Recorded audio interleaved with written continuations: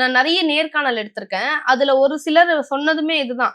வாராகி அம்மனை வந்து நீங்க வீட்டை வச்சீங்க அப்படின்னா, அவங்களுக்கு நெய்வேத்தியம் செய்யறதுக்காகவே நீங்க வந்து கஷ்டப்படணும் அப்படின்னு சொன்னாங்க. இல்ல மேடம், அப்படி கிடையாது. நெய்வேத்தியம் பண்ண கஷ்டப்படணும்லாம் கிடையாது மேடம்.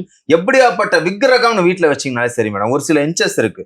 1 அடிக்குள்ள நீங்க வீட்டுல விக்கிரகம் யாருது வேணா வைக்கலாம். 1 அடி 12 இன்ச் மட்டும் நீங்க விக்கிரகம் வைக்கலாம் மேடம்.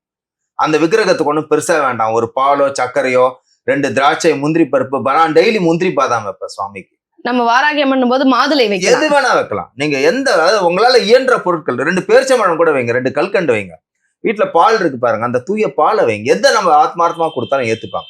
இந்த 1 அடி மட்டும் நீங்க மேல போச்சுன்னா ஒரு சில பூஜைகள் நீங்க டெய்லி செய்யணும் அந்த அம்மாவுக்கு. நீங்க அந்த அம்மாவுக்கு வந்துட்டு அந்த நெய்வேத்தியம் பண்ணி பூஜை எல்லாம் பண்ணி இந்த தீர்த்த பிரசாதம்லாம் இருக்கு, இதெல்லாம் பண்ணணும். ஆனா நீங்க 1 அடிக்குள்ள வைக்கிறீங்கன்னா எதுவும் தேவையில்லை. அந்த அம்மாவுக்கு வந்துட்டு ஒரு கல்கண்டு சர்க்கரை, நீங்க வீட்டுல செய்றீங்க பாருங்க சாதம், அதுல கொஞ்சம் பருப்பு போட்டு அந்த அம்மாவுக்கு அழகா நெய் ஊத்தி வச்சீங்கன்னா கூட அந்த அம்மா ஏத்துப்பாங்க.